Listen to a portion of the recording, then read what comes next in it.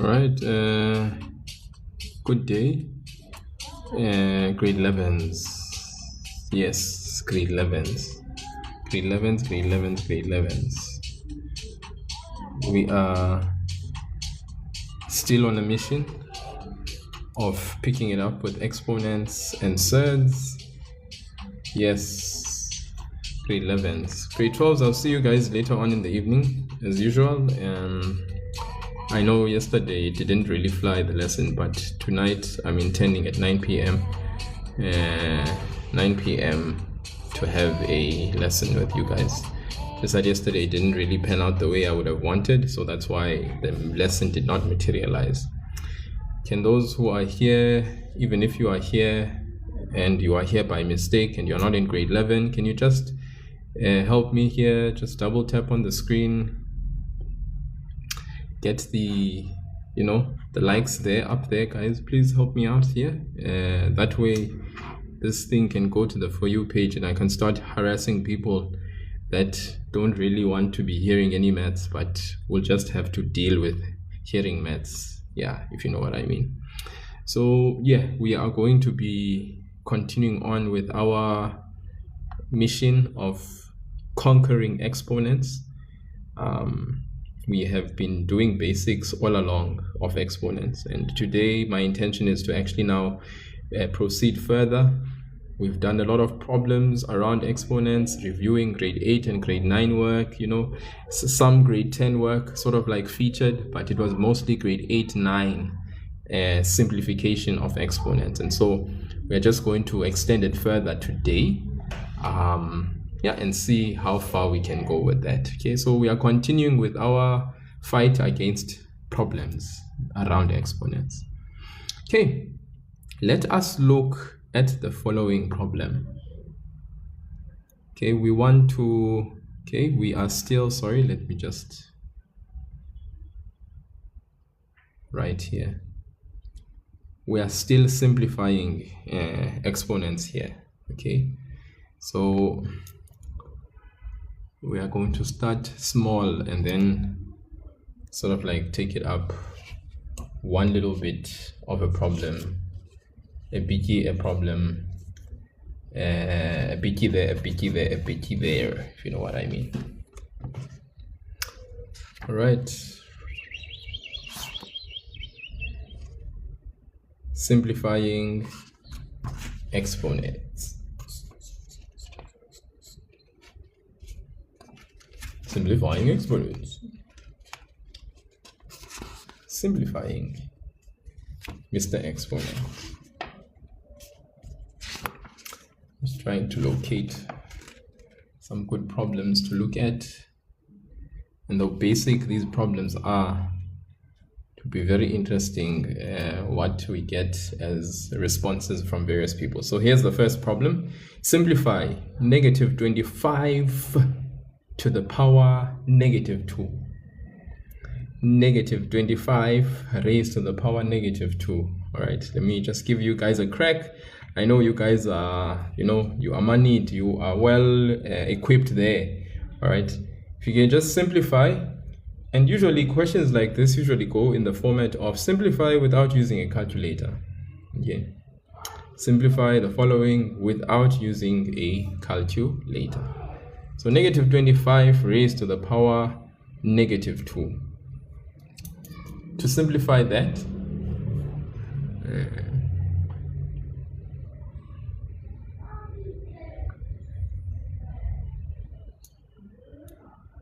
we would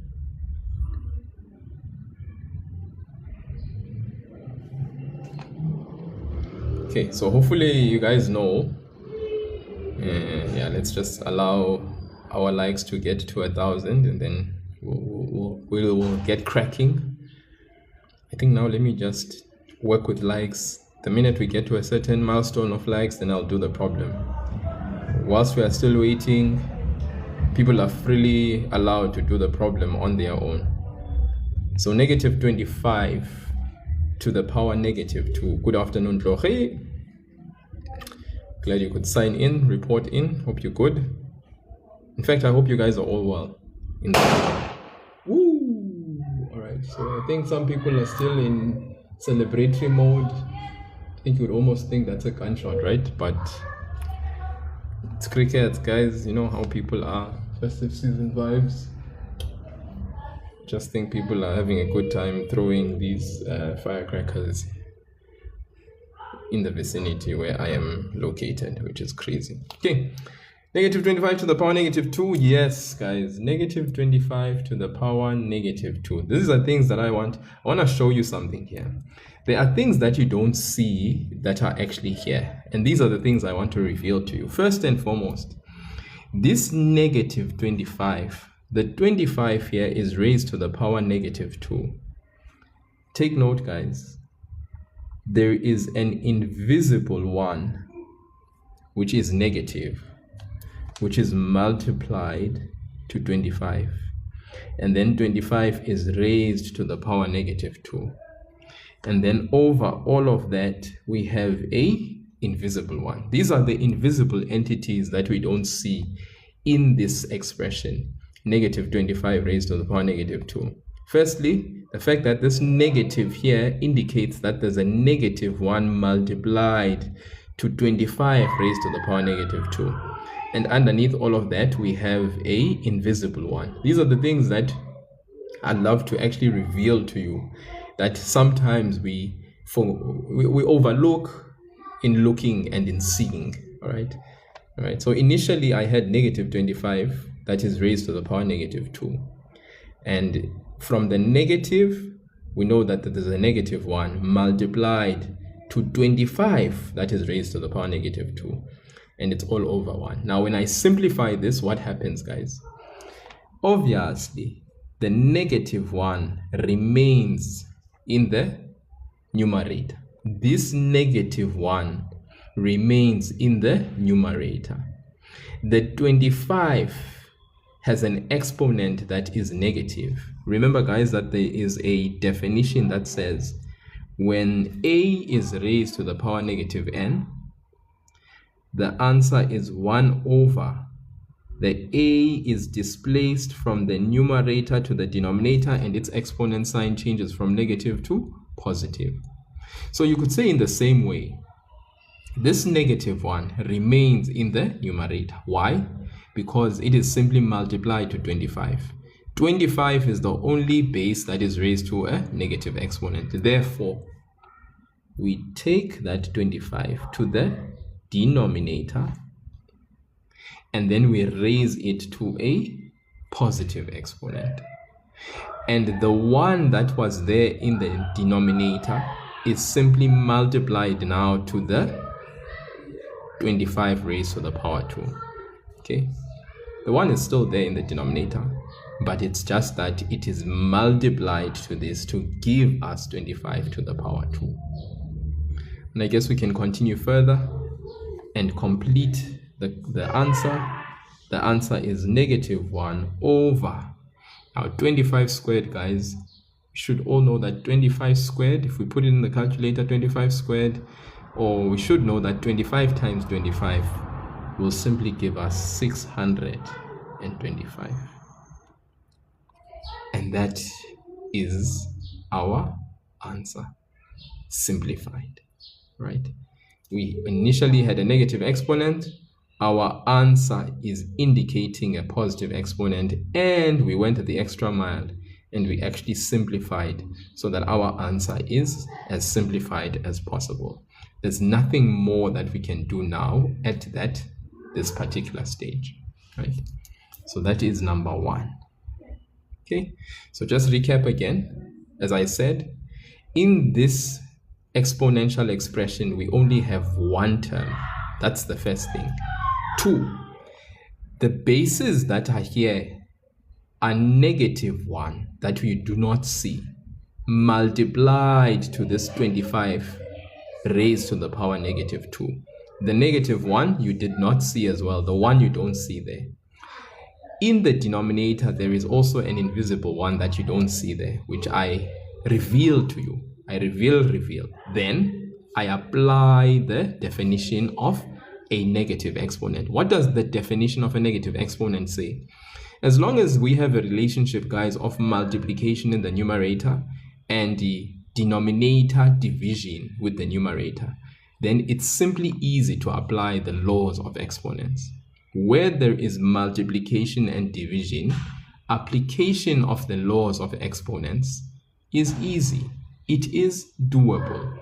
So then what happens is that the negative 1 remains in the numerator because it is negative 1 and it is in the numerator.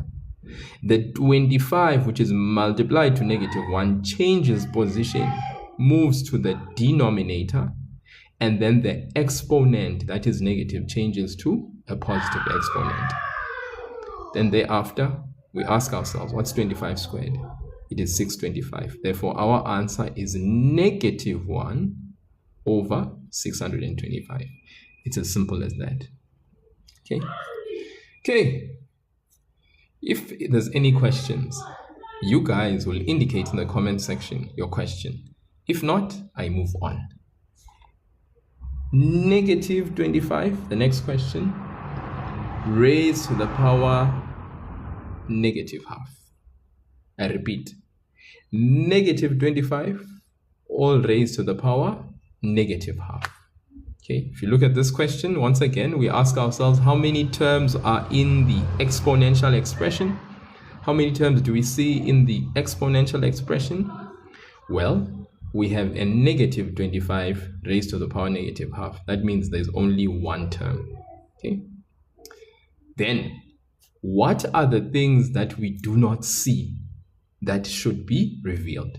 Well, these are the things that we should reveal, and that is negative 1 is multiplied to 25, which is raised to a power negative half. These are the things that we ought to reveal that we do not see. Okay. Then, proceeding forward, we know that that is all over 1. All right. Okay. Now, the relationship that exists between this one term is a negative 1 multiplied to 25 to the power negative half over 1. So all in all, there's a relationship here of just multiplication and division. What does that mean? Laws of exponent can be applied freely because the relationship is one of multiply and divide. Guys, when the relationship is multiply and divide only, then laws of exponents can be applied. If it's multiplication only, then the laws of exponents can be applied. If it is division only, then laws of exponents can be applied. Right? So therefore, because there's no addition and subtraction between terms, we can simply apply the laws. So when we apply the laws, we know that the negative 1 will retain its position there in the numerator. The 25, which is multiplied, the 25 to the power negative half, which is multiplied to a half, goes down to the what? To the denominator. And what happens to its exponent? It becomes a positive half, not negative anymore. Why? Because there's this law that says any base raised to a negative exponent, the base simply changes its position, leaves the numerator, goes to the denominator, and the exponent becomes positive. Okay, so yeah, right, very important, this thing here. All right, then continuing forward, we are not done. We are going to write negative 1 over. Now this 25, guys, has a rational exponent. What do I mean by rational exponent? This is a fraction exponent. Now, any rational exponent, all right, gives us a clue that there is further simplification that can be done. So the 25, we are going to convert our 25 base to become a prime base.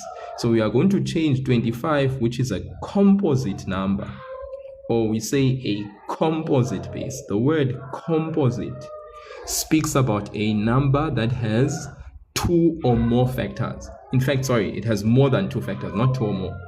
Composite number, a composite number is a number that has more than 2 factors. Okay, so we are going to change this composite base to a prime base. In other words, we are going to change 5 to become a prime number with a particular exponent. And the simple way in which we are able to accomplish that without much problem is you grab your calculator, you type or you punch in 25. There it is. That's 25. Then you come to your calculator, you press equal. Then you come here and you press this button here that is called the shift button. Then you go there to this button that has FACT, and the reason why you say 25 equal to and then you choose or you press the button shift is so that you can select this option of fact, which is also in yellow. So if I go ahead and I press that fact, what do I get? I get the prime base of 25, which is 5, because 5 is a prime number, and its exponent, 5 squared. So I'm going to convert 25 to become what? 5 squared. But remember, it was raised to the power half, which was already there outside. Okay. Now this here means I am going to further simplify what I have there. So you see this conversion of a prime of a composite base to become a prime base. How did I accomplish that? I went to my scientific calculator, typed in 25, pressed shift, then pressed fact, and then that was able to lead me to getting 5 squared from my scientific calculator. I'm just going to write SC to indicate that that's how I got 5 squared from my scientific calculator. So to convert any composite number, 25, any composite number, any number that has more than 2 factors, to become a base that is prime number, we mean a number that has 2 factors only, one and itself. So 5, for instance, has only 2 factors, 1 and 5. Okay, so we write that 25 as 5 squared, all raised to the power half. Now there is a law that we can apply here. Law number 3 of exponents. Law number 3 of exponents simply says that whenever you have a base raised to an exponent and external to that particular exponent you have another exponent, you simply multiply the exponents that are there. So this is like saying m times the n. So in the same way, you are going to say 2 times the half. Now guys, you should know that 2 times half, what does that give us? It gives us a 1. So our exponent there that we are now going to have is -1 over 5. The 2 times half gives us an exponent of 1 there. But guys, remember, you can write -1 over 5. That exponent 1, we regard it as an invisible number, invisible ghost that is there, and we acknowledge that is there. Whether we write it or not, it simply still indicates that the number is there. The exponent 1 is there. And this is simply us applying law number 3, so that we get 5 to the power 2 times 2 times half. That gives us 1. Okay, yeah. Nash09, why are you commenting like this? Let me ask you, why are you commenting like this, but it's festive season? Okay, yeah. In my page, we sort of like accept that even though schools are closed, our minds are not closed. So we are pushing the narrative. There are many kids that are here. As you can see in the live session, there's more than just you that is here. And so the learners that are here are benefiting from getting, you know, their minds oriented around the concepts of mathematics, even now during festive season. So you can enjoy your festive season, but enjoy this as well. So to all the people, I'm just going to warn you now, all the people that are going to comment negatively, I'm going to block you guys. Why? Because your negativity is not welcome here. All right, you are more than welcome to scroll through any live session that you'd like to scroll through. So please go ahead and do that. But the minute you comment and you comment negatively, I'm going to mute you and then I'm going to block you as well. So I just want to warn you ahead of time, because your negativity is not welcome here. You can take it somewhere else. Thank you very much. I think someone said they don't understand. Nadia, I believe. Was it Nadia that said? No. Okay, no. Yeah, Nadia Maseko. Which part, Nadia, didn't you understand? Okay, so I'm just going to start at the top again. This is negative 25 raised to the power negative half. Okay, the negative, okay, simply indicates a negative 1 that is multiplied to this 25. Okay, and that's something that I need you guys to be aware of and acknowledge, because this is a numerical base, but it has an exponent, which is negative half. So this negative here simply indicates a negative 1 that is unseen, that is multiplied to a 25 that is raised to the power negative half. And all of that is over who? It's over 1. So if I now want to simplify this, the negative 1 remains in the numerator, this negative 1. It remains there. The 25 has what kind of exponent? Can you see the exponent that 25 has? Is this exponent that 25 has? Okay, is it positive or negative? Hopefully you can see the sign of the rational exponent. We call this a rational exponent because a rational number is a number that can be written as a fraction. So we call, since this is an exponent and it is rational, we call it a rational exponent. So it's a negative exponent. And because it is like that, there is a law that we know or we can apply for all negative exponents. So because this base is in the numerator, when we apply a negative exponent, what happens is that that particular base will always change its position. So because 25 is in the numerator, it means that we will change the position of 25 and it will move to the denominator. Why? Because of this law. A base raised to a negative exponent is equal to 1 over a, the same a, changed position from numerator to denominator, the same n, but it's no longer negative, but it is positive. So that's why we have 1 over a to the power n. Are we together? So this definition is being applied here. Maybe just let me show you something that you may have not taken into consideration with this particular definition. Guys, here, there is a 1 that you don't see. This is an a, okay? And then there is a negative exponent. This 1 is multiplied to a, okay? And it's raised to a negative exponent. The negative exponent only applies to the a. The 1 does not have the negative exponent applied to it. It is actually a base that is standing next to a as a numerical number next to a. So when we actually express this as a positive exponent, what simply happens is that this variable is currently in the numerator. Okay, so if I was to write out everything that's there, guys, this is like saying this is 1 over a raised to the power negative n over 1. Okay, so what happens is that this 1 remains in the numerator. The a simply changes position because it has a negative exponent. It goes to the denominator. And then the sign of the negative exponent changes from negative to what? To positive.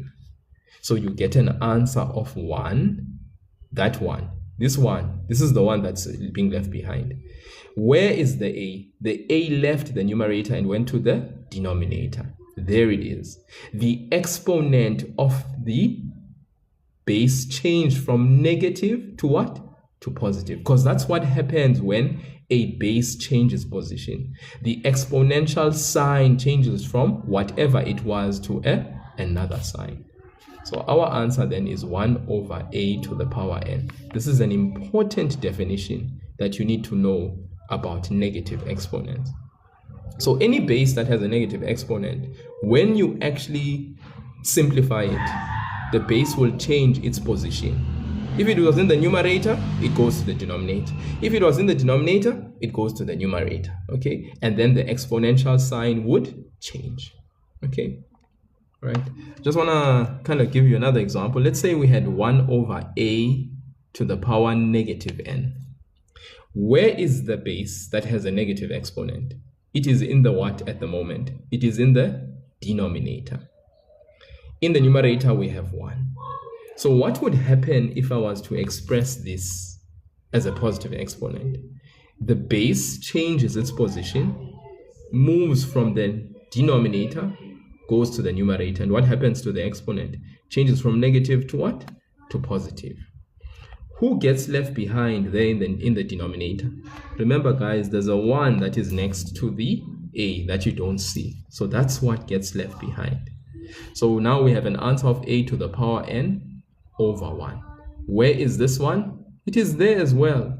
But it's just that we don't necessarily have to write it down, because the 1, whether we write it or not, is there. Okay, it's like a ghost. It's present, but you know, we do not see it with the naked eye. If you want to reveal it, you can. All right, as do ghosts appear and reveal themselves to many people or whatever, you know. So then our final answer here is simply a to the power what? A to the power n. Okay, because a to the power n divided by 1 is simply a to the power n. So I hope you guys understand this concept of negative exponents. So if you go back to this problem, okay, because I feel like people are still like, I don't understand. Negative 25 raised to the power negative half. This negative 25 has a negative 1 that we don't see, that is multiplied to it. So I'm revealing it to you guys so that you can see it. Multiplied to 25, which is raised to the power negative half. All over what? Over 1. I'm revealing again a 1 that is there but you don't see. There it is. I'm revealing it to you so you can see the things that are unseen. Then what do we do when we simplify? Firstly, we can see that the relationship between the negative 1 with the 25 is multiplication, because there's a dot there, over 1, which is division. So when there's a multiplication and division relationship, life becomes easy because the laws of exponents can be easily applied. So we go to negative 1. We know he belongs in the numerator. He stays there. He's not going anywhere. There's no exponent on it, so it's not going to change any position. Times 25. The 25 has a negative exponent. So who's going to be changing position here? Okay, it's going to be base who? Base 25. He's going to change position from the numerator, and he's going to go where, guys? Where is he going to go? And then what's going to happen to his exponent when he goes where he needs to go? The 25 is raised to a negative exponent. So the 25 changes position and goes to the, yes, Nadia, to the denominator. Thank you so much. And then the exponent that was there, that was negative, is going to change its sign from negative to what? To positive. Thank you, Nadia. Okay, Nadia, you are with me now. You are beginning to feel the magic. All right. Then we have negative 1 over 25 to the power half. This 25 can be written as a prime number. 25, which is currently a composite number. Now, you see, now I'm teaching you guys some of the basics from grade 8. In grade 8, you learned about the difference between what a composite number is and what a prime number is. A composite number, grade 8s who are in grade 11, a composite number is a number that has more than 2 factors. It has more than what? 2 factors. Okay. For instance, the number 25. There are many numbers that go into 25 without leaving a remainder. Those numbers are 1. 1 goes into 25 how many times? 25 times.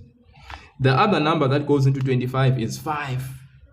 All right, and it goes into 25 5 times. So if you look at the factors of 25, we have 1, 2, 3. That's why we call 25 a composite number. Therefore, 25 is what we call a composite base. So now we are going to change the composite base to a what? To a prime number base. What is a prime number, guys? You see, now we're going back to grade 9 again and grade 8. A prime number is a number that has 2 factors only. All right? 1 and itself. Whatever that number is, it only has 2 factors. One of them is 1, and the other one is the number itself. So for instance, if we take 25 and we want to convert it to a prime number, guys, whenever you want to convert composite numbers to prime bases, your calculator, this guy, Mr. Scientific Casio calculator, can always help you out in that objective. So all you simply do is you press 25 in your calculator. There it is. 25 is appearing. You then go to your bottom left right hand corner there. You press equal. Then you go to this magical button called shift. And then from there you go and press who? Fact. There you have it. 5 squared is the prime exponential base of 25. Prime factors, prime factorization as they would call it in grade 9. Right? When you want to express a certain number as a product of its prime factors, okay, grade 8 and 9, okay, remember ladder method, but we can use our calculator to get the prime factors, the product of prime factors. So 25 can be expressed as 5 squared. So that is why I come here, I write in the place of 25 5 squared, which is a prime factorization of 25 from composite to prime. So I have 5 squared. Then remember there was a half there, so I'm going to put in brackets and then write the half exponent outside. Then I use law number 3 of exponents. What does law number 3 of exponents say? It says whenever you have a base raised to another exponent, and then there's another exponent on the outside, all you simply do is you multiply those exponents together. So in my head now, I'm going to say, what is 2 times half? Okay, and you guys should know what 2 times half is, guys. I mean, really now, this 2 and this 2 will cancel each other and leave 1. So therefore the answer is 1. Are we together? So we have negative, which was obviously always there, 1 in the numerator, which was there of course, over, now from the simplification, over 5 to the power what? 1. Why 1? Because 2 times half is 1. And then really and truly we can write the simplified concise fraction answer as negative 1 over 5. And that's how we get to simplify that exponent. Okay. Are we good? Can I move on to the last one?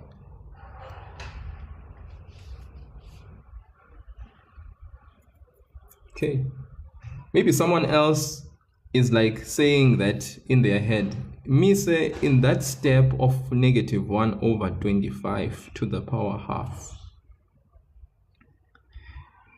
I was thinking that I can say negative 1 over 25 to the square root. Now, why is this person thinking that? It's because of the exponent half. Okay, right? This is another way of simplifying the denominator, because 25 to the power half, there's a law that says a to the power m over n can be written as a to the exponent m to the nth root. I repeat, a to the power m over n, the rational exponent, can be converted to root form. And the root form is unpacked simply in this way. The same base, which is there, the numerator exponent is the exponent that is left behind inside the root. The denominator for your rational exponent is the root of what you have. This is basically the conversion of rational exponent to root form. Rational exponent to root form. So, sir, does that mean that the numerator always occupies the inside of the root? Yes, my child. The numerator is always occupying the inside, whereas the denominator is the root. So this is the nth root. Okay. So what you are seeing here, for instance, is a negative 1 over 25 to the power half. So someone else could then approach that problem in this way and say, well, the square root is basically an indication of half. The 1 is there, all right, unseen as it is, inside the root. The 2 would obviously indicate the root, but this 2 means square root, not cube root, because this is not 3, it is 2, so it is square root. Then you can proceed and say negative 1. What is the square root of 25? It is 5. This is also another acceptable way to actually move from this step to the final answer. So depending on who the learner is who is doing the problem, any one of these two methods is acceptable. Why? Because it is in line with the laws of exponents and also rational exponents, converting rational exponents to roots and roots to rational exponent. So that's also an acceptable approach, which is fine. So any one of these two guys, I'm just revealing this so that you guys are equipped with any two of the methods, because yeah, it's nice to have skills to approach certain things so that you are not limited in how you work. And the more diversified you are in your approach of doing exponents, then the more it means that you are good, you're fine, you're well versed. All right, guys, let's move on to the next question. I feel like I've overstayed my welcome in that question.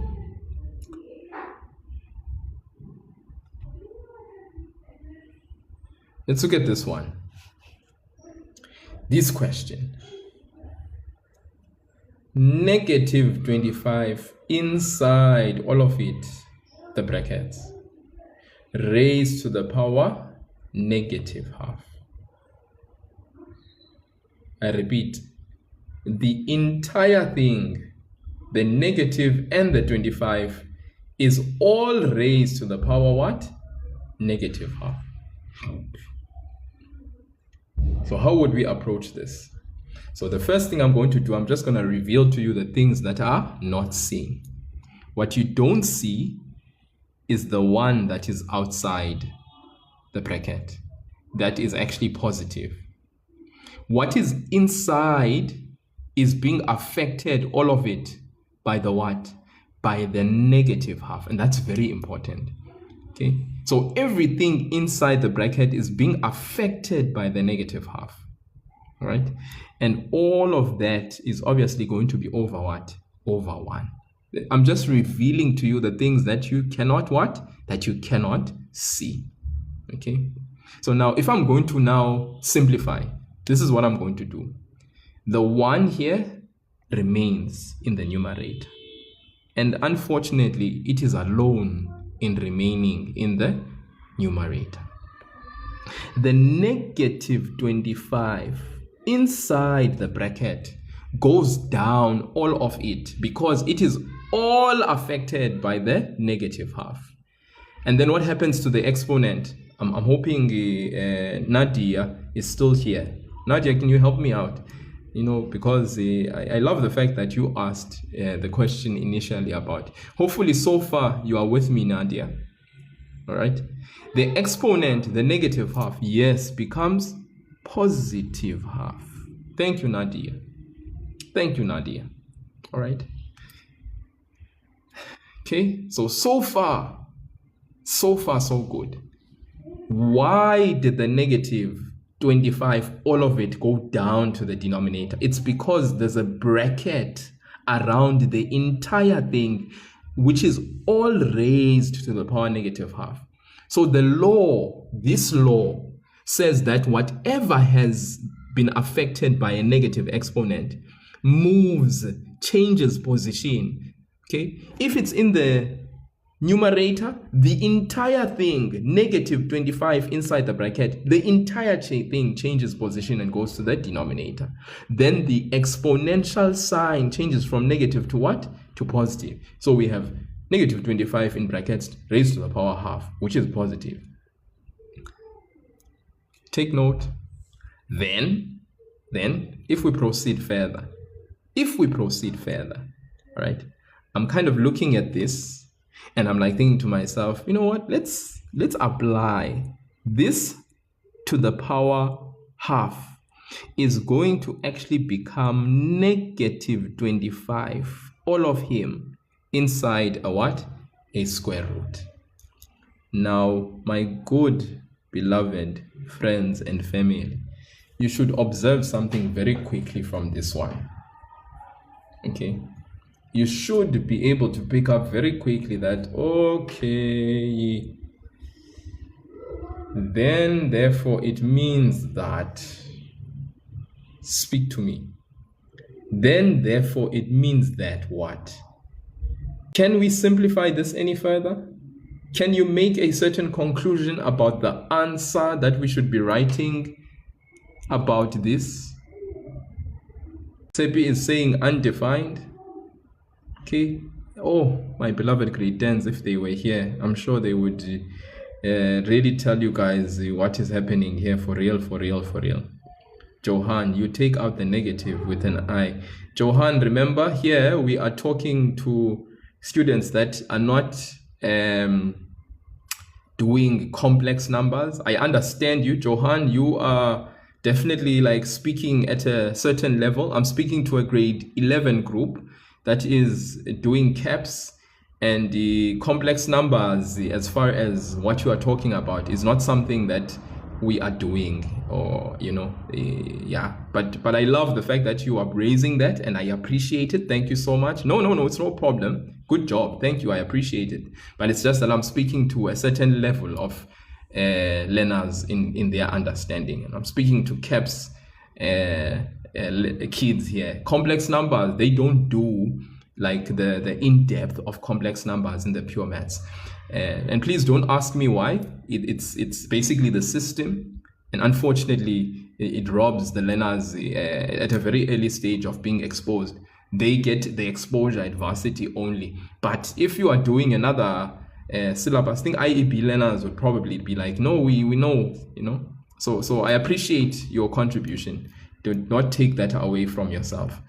For us, though, we would say that the answer here is what? Non-real. Okay? Non-real. Why, guys, do we say non-real? Guys, undefined. I explained this. Yesterday, I ended up having to block someone because they were contentious about this notion and this idea. They were very contentious yesterday, and I explained. I initially was like, okay, I'm not going to claim to have, because you see, the thing is, guys, maths is not me. I am not maths. Me, I'm a person. I'm fallible. I have my own imperfections and weaknesses. I am prone to make errors. But you see, the thing is, there's one thing that you cannot really argue when it comes to mathematics, when it comes to these two concepts. And non-real and undefined do not mean the same thing in maths, right? When we talk about non-real, we are talking about whenever we have a negative number inside a root that is even. I repeat, when we have a negative number inside a root that is even. This is an even root because it's the square root. Guys, if it was the third root or the cubic root, then we wouldn't write non-real. We would simplify and get the actual answer. We wouldn't write non-real. But because this is an even root and this is a negative number, you punch this into your calculator, you'll get maths error. That maths error specifically is speaking to non-real, because what does non-real mean? It's when we have a negative number inside a root that is even. So this is a square root, it's an even root. If we had a fourth root and there was a negative number, we'd still say it's non-real, because non-real means a negative number within a even root. Undefined, on the other hand, means whenever we are dividing a certain number by 0. That's undefined. So undefined and non-real don't mean the same thing, all right? So here, we can't write undefined. If we write undefined, it's incorrect. But if we write non-real, it's 100% correct, okay? So please note that and take it further, because yeah, guys, these are the things, I think, minute little things that if we do not note them and we casually sort of like do not acknowledge the difference, then it's very easy to fall into the trap of thinking one is the other one and the other one is the other. It's not. Non-real and undefined, they do not mean the same thing. Okay, can I get an amen? Thank you so much. And I hope we are clear about that. So let's say I had an answer where they had -9 and there was a fourth root. Okay, guys, fourth root, please understand, fourth root, this is an even root. Inside there's a negative number. That also means non-real. This means non-real. Okay, so let's be aware of that. All right, yeah, non-real, imaginary, all right, is sort of like the wording we tend to use. Okay, so any number, guys, any number, -8, square root of -8, that's non-real. Okay, but if it's, and so that goes for all negative numbers within even roots, they are non-real. But if the root is odd root, like the cube root, for instance, of -8, then of course, guys, we get a real number here. The cube root of -8, for instance, is -2. All right, and this is real. This is a real number. Okay. I hope we are good. Undefined, guys, is this 6 divided by 0. You also get maths error, but this maths error does not mean non-real. It means undefined. Division of a number by 0 means undefined. Okay, right, I feel like I've smacked that concept to death. So let's move on to other pastures.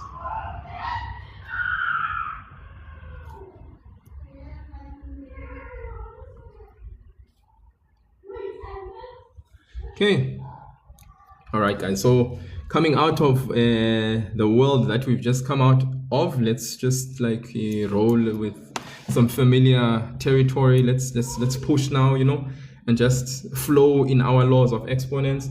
Just want to remind you once again that the laws that we have of exponents, guys, we know them as the laws that multiplication of same bases that are the same. What do we do when we're multiplying same bases? We add the exponents. What do we do when we divide same bases? We subtract the exponents. Okay, whether that be division as a operation that we can see. Division with a fraction, bases are the same. Guys, we subtract the exponents. A to the power m raised to the power n, we know that we simply multiply the exponents when a base is raised to an exponent, and external to the bracket we have another exponent. We simply multiply the exponents, and that's that. Also, law number 3, factored into these two scenarios, where there is multiplication of different bases with respective exponents, and there's an exponent on the outside, this guy with his exponent gets multiplied. This guy with his exponent also gets multiplied. So it's like we are distributing p to m and we are distributing p to n by multiplication. All right, are we together? I hope that's clear. I hope that's really clear.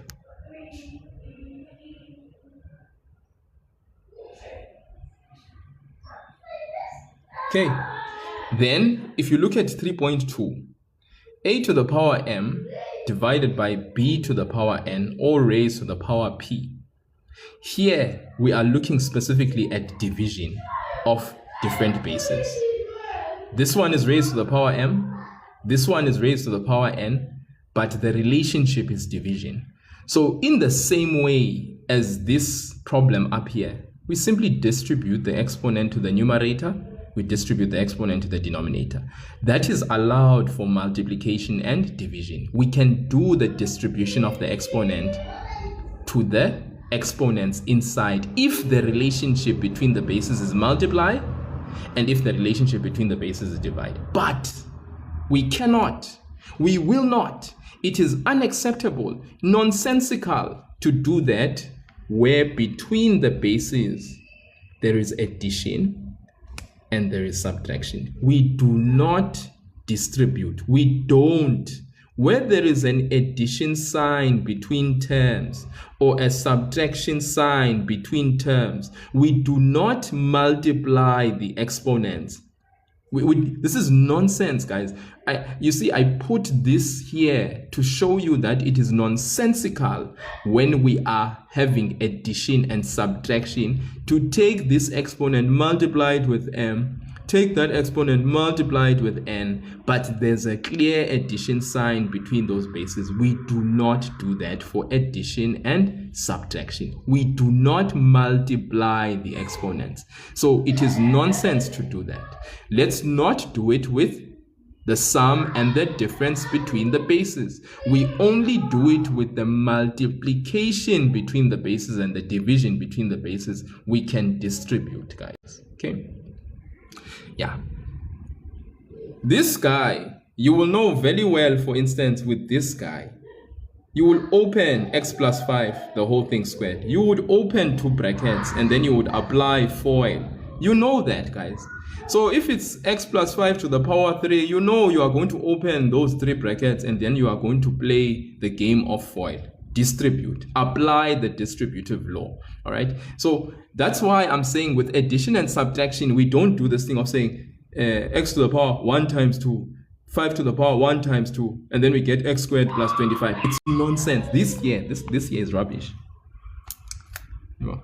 This is what I need you guys to internalize. I need you guys to internalize this because it's a shame that even learners that are affluent, they will do these silly mistakes and they apply, they think the law applies everywhere. No, it's like you also know that there are certain laws that apply to certain situations, right? Even the law itself, the law of the land that you guys obey, it applies to certain situations. It's like, for instance, in class, when you are in school, there's certain rules that you observe when you are in a classroom setting that when you are at home, you dare not go and apply those same rules when you are at home. I mean, come on, guys. I mean, keep quiet, sit down, put your pinky on your mouth, and all of those things. All right, those are things that we observe, and it creates a culture and a decorum within a classroom setting that creates order. But you dare not do those same things. So that's why I'm saying know where to apply law number 3. Law number 3 applies for multiplication and division of bases, but it does not apply for addition and subtraction of bases. So please, guys, let us refrain from that nonsense. You see, for instance, the danger of doing that. For instance, look at this: 3 squared plus 2, the whole thing squared. Imagine, you can clearly see here that there's addition of what? Of different bases. Now you take this square, you multiply here, nonsense. You take the 2, 1 times 2, you multiply here, nonsense. 3 to the power 4 plus 2 to the power 2, rubbish. 81 plus 4, rubbish. 85, nonsensical at its best. Because this 85, look, when I do the right thing. What's 3 squared? It's 9. What's 2? It's 2. What's 9 plus 2? It's 11. You apply the square to the 11, it's 1 term. Can you do that? Yes, because it's 1. 11 squared is 121. Look at the difference between 85 and 121. Look at this rubbish here. This nonsense, this one. You know? But there are people that will go and be smiling and having a sluggish look in their face, thinking, yeah, I got it, I did it. But they did this. You know why? Because they are not observing the law in the right way. So please, guys, let us observe the law correctly. Are you with me? Hey, I hope you guys are listening to me. Otherwise, then this life is a waste. It's a waste of time. Yeah. And I know some of you are going to be like, but I'm still on holiday and I'm enjoying festive. Guys, I don't care about enjoying festive and stuff like that. You guys will forget about festive the minute school starts, and the minute you guys have to write tests, then festive is gone. Okay? So what I'm saying is, if you are seeing value in this, take down the notes, make sure that you post them up on the wall. Hang them up somewhere, let you see them. Take down who's these guys? Omahu and Bougie and Peanuts. Take down those posters from your wall and start putting there on the wall these laws. The laws are going to apply if you are in grade 8 and 9. They are going to apply for the rest of your mathematical career in high school. If you're in grade 10, they're going to apply for the rest of your mathematical career in high school. So there's value in having these.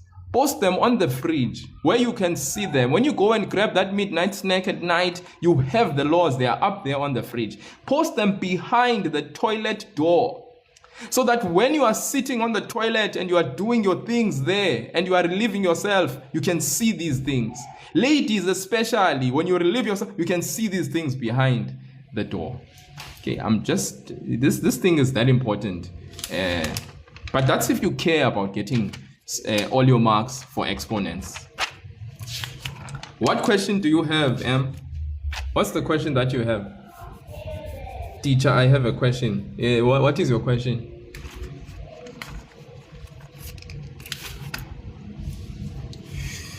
Okay, I think let's proceed. I think that was enough, enough preaching. I preached. It's good preaching there. About functions. Em, what grade are you in? And we are having question about functions. I'm not doing functions. I'm busy with grade 11 here. Okay, if maybe, perhaps, let's just say, for argument's sake, let's just say you are, I don't know what grade you are in. You should just indicate for me in the comment section. And what is it that you have a question about with functions? I'll note it. So negative 2xy to the power 3, all raised to the power 3, times 2x to the power negative 4, y to the power 9. Are you a teacher or student because you're in grade 11? Yeah. What am I doing? I'm teaching you at the moment. So what am I? You tell me. What am I doing right now? I'm teaching you. So what could I be? All right. So negative 2xy to the power 3. Yes, thank you very much. All raised to the power 3. M, you are in grade 12. I'm going to have a session at 9 p.m. with the grade 12s. Maybe I can entertain your question then. Okay. You can, or you can just send me a message. Send me a DM with specifics to your question, you know. I'm sure you will take a picture even if you have, let's say, a particular question from a question paper, whatever it is. I'll clarify that thing. Okay, there are many misconceptions with functions. Functions are the easiest thing in the sun, under the sun, when it comes to maths. And the day you have that revelation revealed in your head that functions are easy and you can do them without a sin, you're gonna say, then you're going to have fun and maths will start being exciting in your life. Because I know some of you are blocked by these other topics. Some of you are blocked by geometry. You think geometry is the hardest thing under the sun, but it's so easy. Some of you I know are blocked by functions. Some of you are blocked by another topic, trigonometry, whatever it is. Guys, all of those topics, you get the basics. You first understand the foundational basics, then you go up step by step. Easy capizzi. But if the basics are not there, then you are going to cry. I can tell you that. So negative 2x y to the power 3 raised to the power 3 times 2x to the power negative 4y to the power negative 9. First question we always ask, how many terms in the expression? Okay. My dear, who's this? My dear. The learners that I've been helping out on this platform that wrote, they are the ones that wrote the exams, okay? And they were able to get those high marks, 95, 94%, 97. Okay, I'll tell you about my own learners at school, 100%, you know, and I'm talking about grade 11, grade 12. So, yeah, these things are very possible. You can do it. Negative 2x, why? Exactly, guys, there's one term in the expression, one. Why do we say there's one term? It's because the relationship that exists here is one of multiplication alone. It's not two. It can't be two terms. Guys, remember, in mathematics, we have what we call separators in an expression. The separators are plus and minus. You see, U plus and U minus, they are the ones that lead to a separation of terms. But multiply, divide, brackets, these and fraction, all of these things, they combine. Okay? They combine. Brackets combine terms. Division combines terms. Multiply combines terms. Okay? And then if you have a fraction, top and bottom is one thing. All right? So if we come here, if I ask you how many terms in the expression, this is a bracket firstly. It's negative 2xy to the power 3. The relationship between 2x and y is one of multiplication. There's an exponent. All raised to the power what? 3. So this is this here times 2x to the power negative 4. Y to the power negative 9. School is over, but our minds are open and we are forever learning. To me, Alisha besties. Mindset. So times 2x to the power negative 4, y to the power negative 9.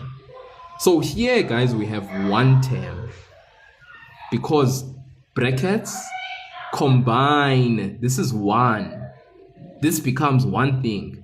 Multiplication combines this with that. Do you see? And then the xy is basically a combination as well. So this is one single term. All right. Then once we're able to establish that, we think about who?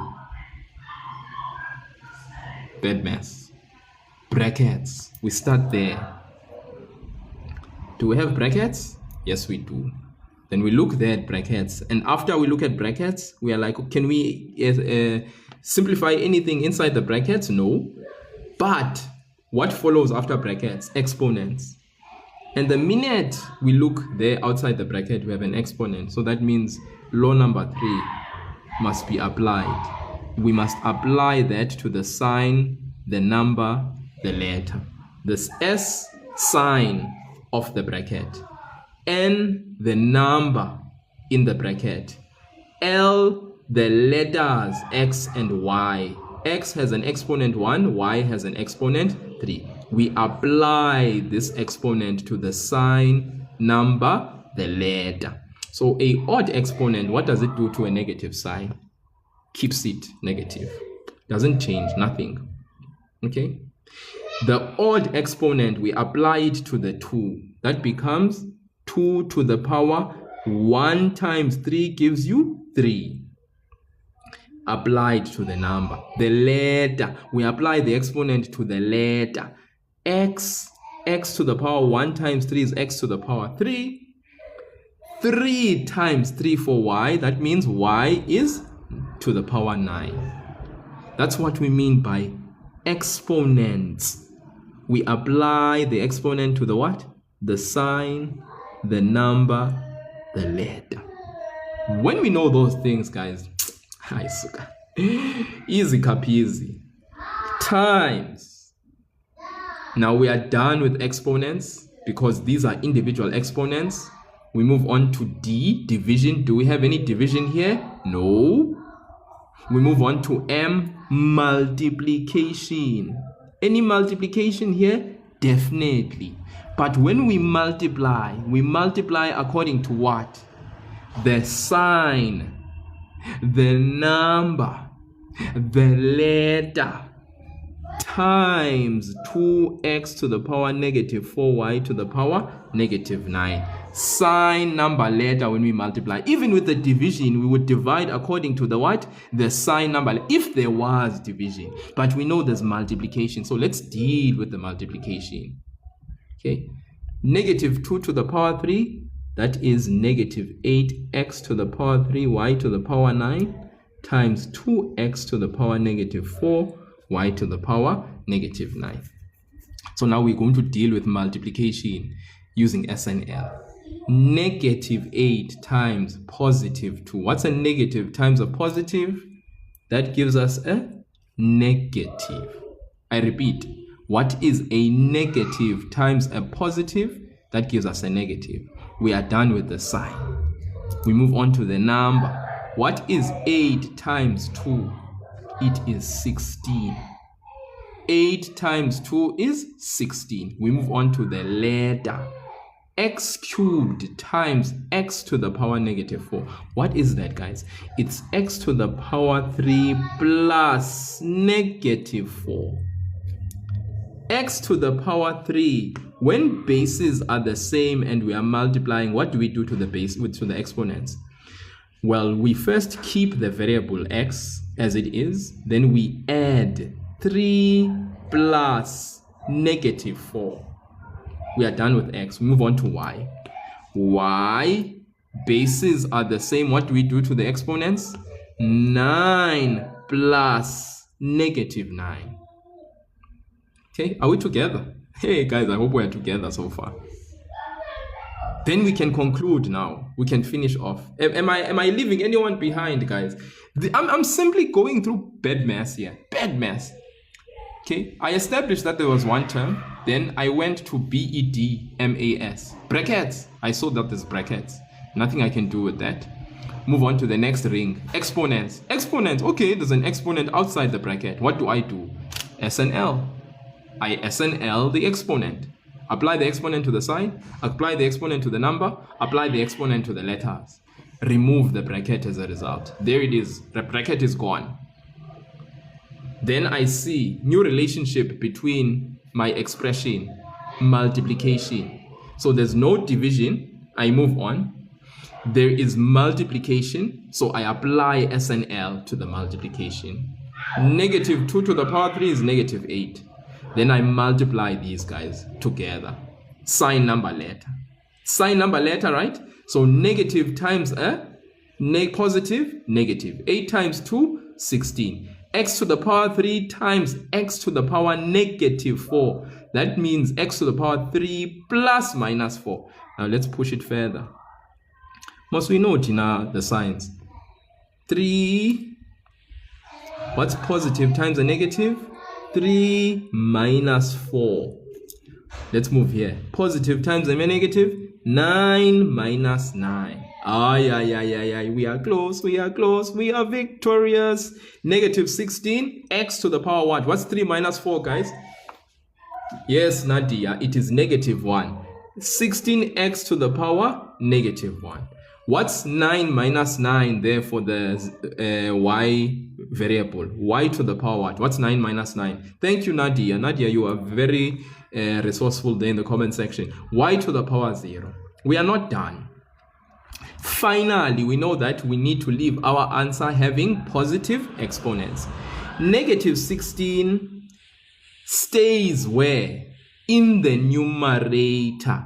Negative 16 stays where? In the numerator, because negative 16 is not affected by a negative exponent. What about x?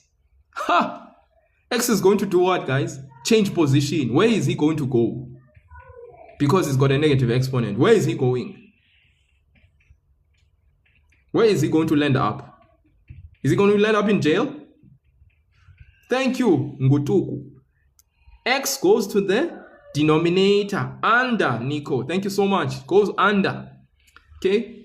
The exponent changes from negative to what? To positive. Then, y to the power 0, guys, is still in the numerator. What is y to the power 0?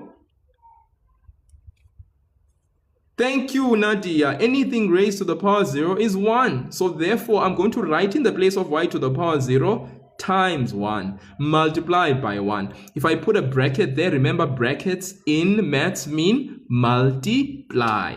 So my final answer, negative 16 over x. Who would have thought? Who would have thought? All right? Who would have thought? All right, I apply my laws until the dead end. The definitions of what I know. Any base raised to a negative exponent, the base changes position and the exponent changes from the sign that it had to another sign. Are we together, guys? And then the answer, y to the power 0, any base raised to the power 0 is equal to what? 1. Ngwato, you answer your own question. Why can't we say what you said? You answer your own question. Guys, you also need to get to a place where you answer your own question. Ngwate, were you listening to what I was saying? I said to you that negative 16, the coefficient, the number before the variable, is it affected, Ngwato? You tell me. Is this negative 16 affected by this negative 1? Is it influenced? Ngwato, please. Is this negative exponent affecting negative 16? No, Ngutuko, thank you. Right? This negative 16 is a coefficient of x. Yes, Ngwato, thank you. It is the coefficient. Negative 16 is simply the number next to the variable.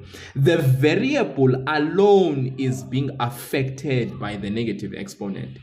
So why does x go to the denominator? It's because he is affected by the negative exponent. Okay? So please, guys, remember the law. Remember the law. 1 stays, he's not affected. He's the coefficient, he's not affected. A is affected, he goes down. Are we together? There was that problem that we did. This one. The entire negative 25 in brackets is affected by the negative exponent. So because the entire negative 25, including the sign, is affected, they all went down to the denominator, and then the exponent changed from negative to positive. Please, Ngwato. Thank you, my boy. I'm glad. Hopefully you are a young man, because I've made a big assumption there. Okay? Yeah.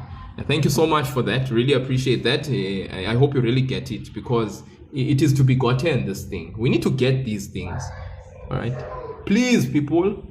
Please. I'm not wasting my time. I don't believe I'm wasting my time by doing what I'm doing here.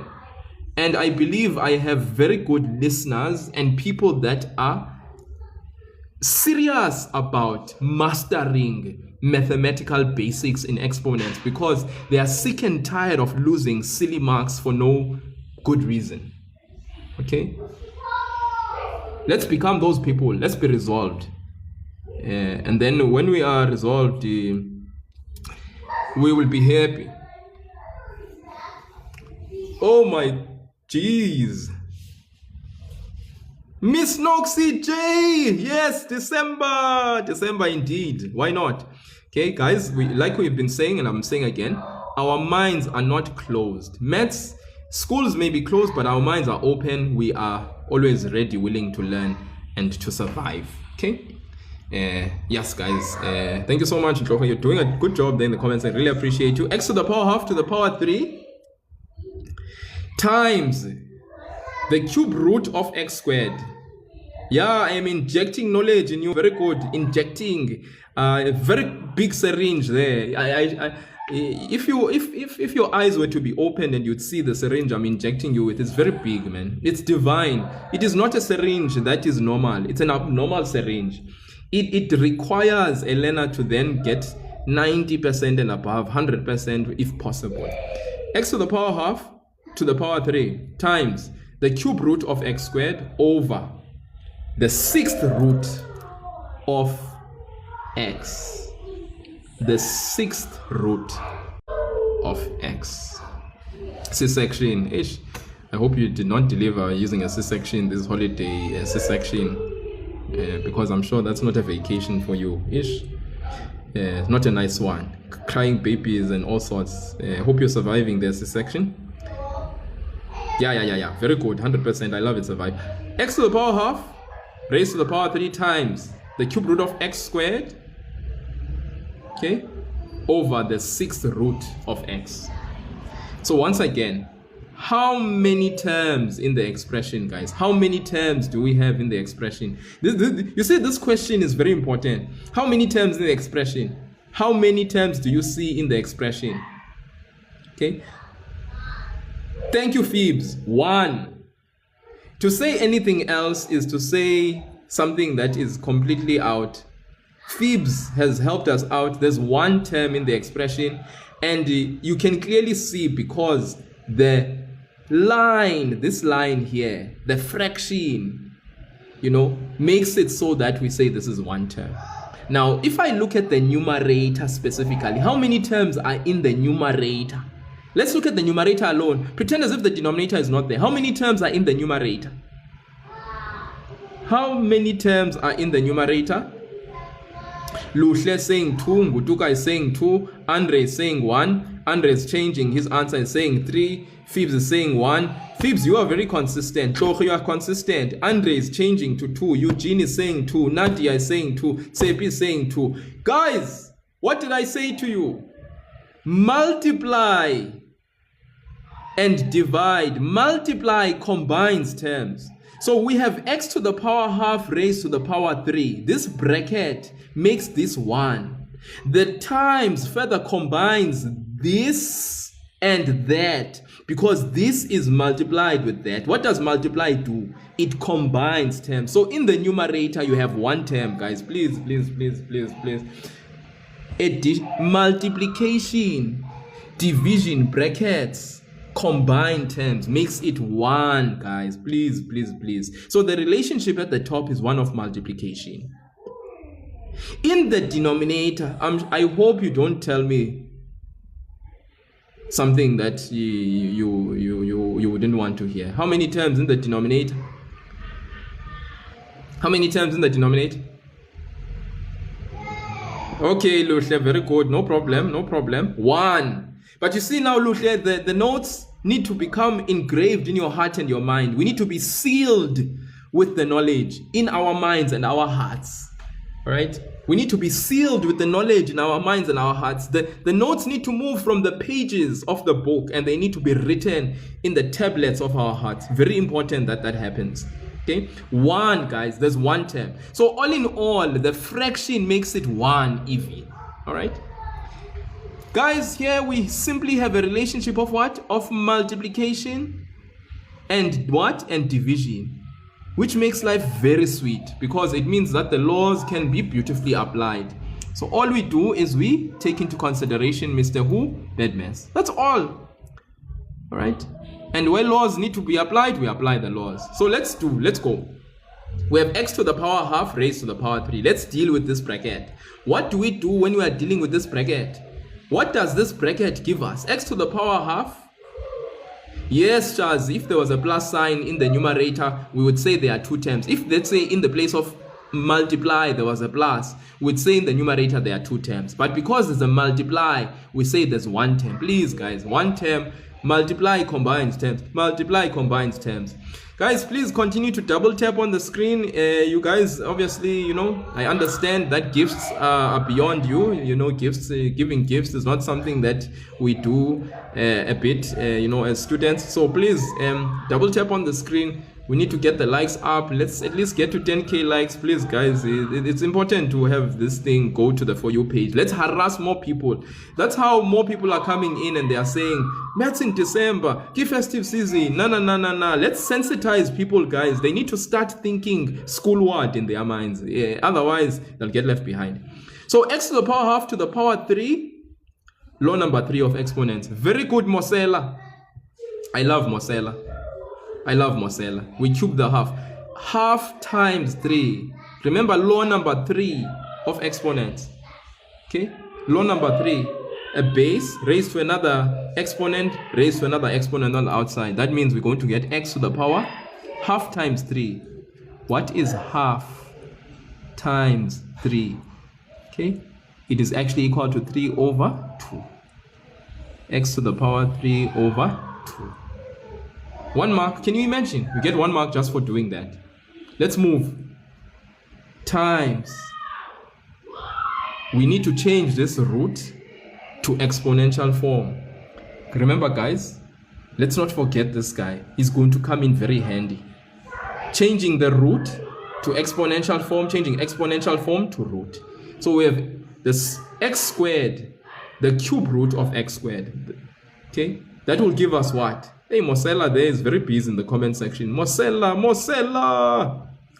Mosela, if I could gift you, I would gift you as the live creator. I would gift you, you know. I would gift you. Thank you guys for 10K likes. Hey, we are there. You guys, you obey. You are very obedient. So quickly, eh? We got there so quickly. Just shows you the power of unity when people work together, not as an island. X to the power, thank you so much, Ngutuku. X to the power 2 over 3. Remember, we said that this exponent inside the root belongs to the numerator. This number that is attached at the root, it belongs in the denominator. So we write our rational exponent as x to the power 2, the 2 in the numerator, the 3 in the denominator. Oh, guys, we are so 100% correct. I love what is happening here so far. In the denominator, we have, guys, the 6th root. Sorry if you can't see it. The 6th root. So how do we express that as a rational exponent? Come on, guys. Lead me, guide me, walk beside me, help me find the way. In the denominator, yes, Ngwato, Miss M, thank you so much there. All right, Mosela, beautiful. Fibs, I love the completion, Tlohi, appreciated. X to the power, remember here there is a 1 that we don't see. It's there, 1 is there. He belongs where? In the numerator of our rational exponent. Then in the denominator, it is 6 there. Hey, bana. So, x times x divided by x. Seems like we have a relationship of multiply and divide. Same bases, yes, Luchestem. So if we have same bases, what do we do, guys? This here gives us a relationship of multiplication. What do we do to the exponents in the numerator? You could do it separately if you want to, or you could do it together. It really depends on you. 3 over 2 plus 2 over 3. Okay, I know some people would do it like that, and then here they would leave x to the power 1 over 6. Or someone else who's looking at the problem will be like 3 over 2 plus 2 over 3 minus 1 over 6, which would also be 100% fine to do as well, depending on who the individual is. Why is Ibn Fermat spamming me with 67? Ibn, what's happening? Is everything okay?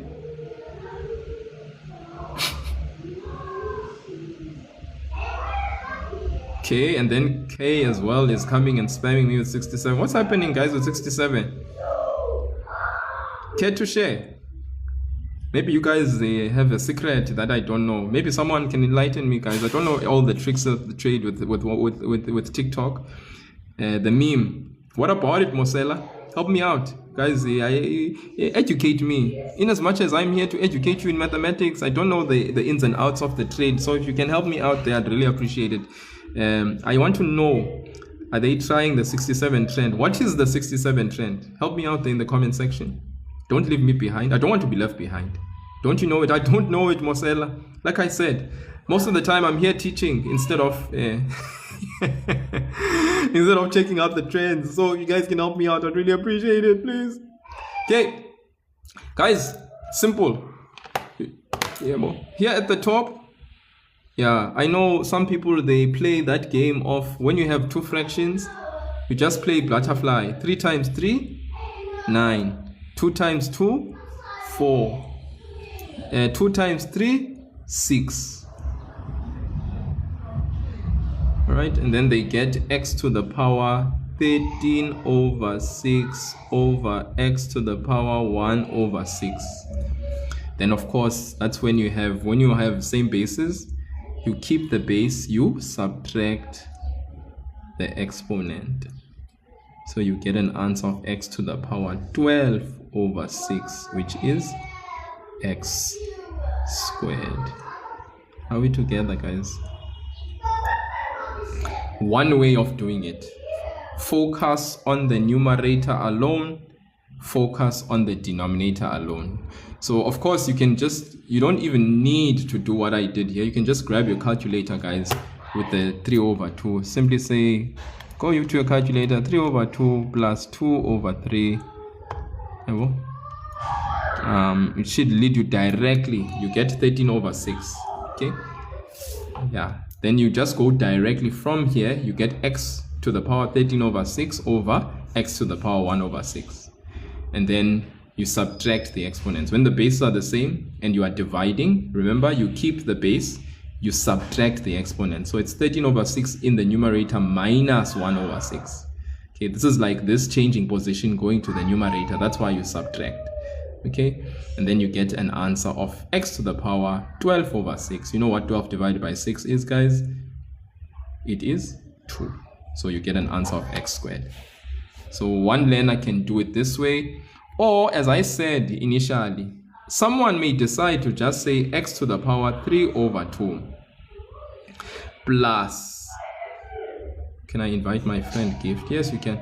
X to the power 3 over 2 plus 2 over 3 minus, remember when you go down to the denominator, the sign minus 1 over 6 when the x to the power 1 over 6 goes to the numerator, changes exponent. You see the concept is being applied again. We subtract in the numerator because it was in the denominator, it was x to the power 1 over 6.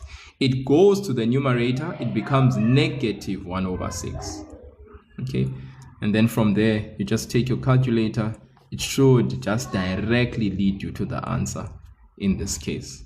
Take your fractions there, you put them like that, x to the power, you go there, you write 3 over 2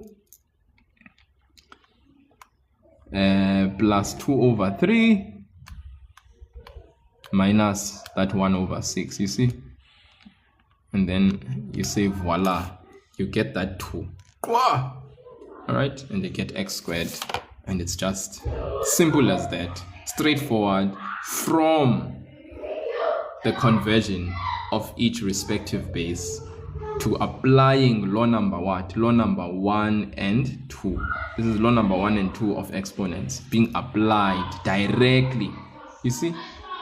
So we converted this using law number 3. We use the root conversion, converting your rational exponent to root. I mean your root to rational exponent. Then here again, we used this. So this is an important rule, guys. Very important, this guy. How to convert root to rational exponent and how to convert rational exponent to your root form. Okay. Cloudy, even if they say without the use of the calculator, at this stage, it's okay to basically grab your calculator and then you can go ahead and you can punch those fractions in and get your answer. Okay, that would still be fine and acceptable, even when they say without the use of a calculator. If you are someone who is like, I'm not comfortable with that, then please, then go ahead and make sure that you get the LCD for these, and then you write the equivalent fractions. X to the power 9 over 6 plus 4 over 6 minus 1 over 6, and then you get x to the power 2. Okay, you can always do that if you don't feel as comfortable with maybe you're scared that I don't think I'll get all the marks. Please, by all means, okay. But you will not lose the marks when you get here to this stage and you basically take your calculator and you punch this in and you get the answer. You will get all your marks. You'll get full marks. They'll give them to you. They'll give them to you, all of them. Okay. Yeah, exactly. Thank you, Survivor. Survivor there is just helping us to clarify. When they say without the use of the calculator, it simply means that we need to show our steps.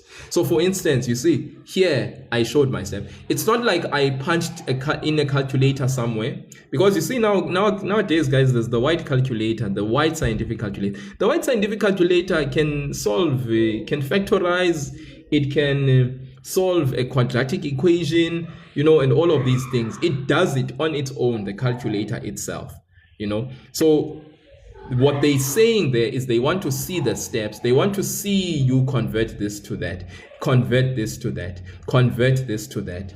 Then they want to see you applying the laws, So for instance, if I apply the law and say x to the power 3 over 2 plus this 2 over 3 minus this 1 over 6, that is the end of me applying the laws and showing my steps. Then at this point, I can simply use my calculator, punch in these values, and get the exponential answer. And that will basically award me all the marks. Okay? I hope it's clear for those that are listening. So Survivor, thank you for that comment. That comment is very valuable. Without the use of a calculator means show all the steps. Okay? Show all the steps. So like I said, some of you may be weary about not showing the fractions, so go ahead and do that. Okay, if you really want to show the equivalent fractions, 9 over 6 plus 4 over 6 minus 1 over 6, and then you can get your answer of 12 over 6, which is x to the power 2. Okay. Where is our famous pen that can erase? I no longer possess that pen, unfortunately. Otherwise, yeah, I share your sentiment there with that pen. Okay, let us move right along, guys.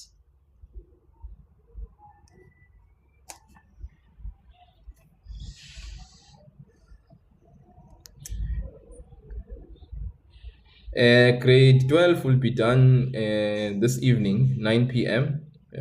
Just look for me round about that time, after 9 this evening, 9, 10-ish, okay? Yeah, grade 12. Yeah. And I interchange, guys, between grade 10 and 11 daily because, so yesterday I did grade 10, today I'm doing grade 11. I interchange every day between those two grades. And the live sessions that I do, guys, I upload them there. You can find them on the YouTube channel, the live sessions as they are, the raw live session as it is, with all the mistakes, with all the moving up and down of the camera, with the small, with the small, thin screen, that just fits your phone, not really compatible for TV and all of that stuff. Yes, it's all there. Yeah, so that you can recap and remind yourself whenever you want. So you may not be really interested right now as I'm doing this, but maybe at a future time you might want to recheck the live that I did at that time long ago and just watch the video on your own. X to the power negative 1, b over 4, c minus to the power negative 2, all to the power negative 2. Guys, a to the power negative 1b over 4c to the power negative 2. You see the relationship inside the bracket. It's one of what? It's one of division. There's no addition and subtraction between the terms. So, hey, it's nice and easy, guys. Okay, I can see what people are saying in the comment section. Mosia says flip, or Klochi says flip the whole fraction and the exponent becomes positive. You see, when you start thinking in that way, it means you are looking at the entire expression and you are thinking of what? BEDMAS. So the minute you think of BEDMAS, the minute you start thinking of who? BEDMAS. Let's look at that. Brackets. So our focus can be inside the bracket. So we can focus there first, and then we can look at the exponent on the outside, or vice versa. We can look at the exponent on the outside, and then look at inside the bracket. Really, whether you want to do an in and out job or an out and in job, that's completely dependent on you. At the end of the day, you will get the same answer either way. Okay, so for instance, if we look at the bracket and we are like, okay, we have an a to the power -1 inside. First charity begins at home. I like that, Marcel. Either way, it doesn't matter though. Okay, so let's just do Marcella's approach there, and let's say charity begins inside the home. All right, so a to the power -1, that means a to the power -1 changes position. Where does he go? A to the power -1 goes to the denominator. He's no longer negative, now he's positive. B stays. C in the denominator changes, becomes positive. The 4 stays in the denominator. That's all to the power -2. Okay, that's if we decide to focus first inside the bracket, because when we say bracket, guys, that means focus inside the bracket. Now let's check what is inside. We have a to the power -1. Let him change position. He goes to the denominator. Now we can do this free change, guys, because the relationship between the bases is multiply and divide. The free exchange is possible. Why is the free exchange possible? It's possible because of multiply and divide. Guys, when there's multiply and divide, there's freedom. There's really freedom. All right, but if there was an addition and a subtraction sign in between the terms, that's where we would be like, okay, we can't really freely move, because when there's addition and subtraction, freely moving using law or the definitions is not possible.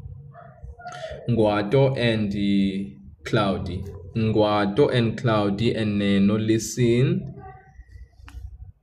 We have one term. So we focus, we look at the bracket. What is happening inside the bracket? We have a to the power -1. A has a negative exponent.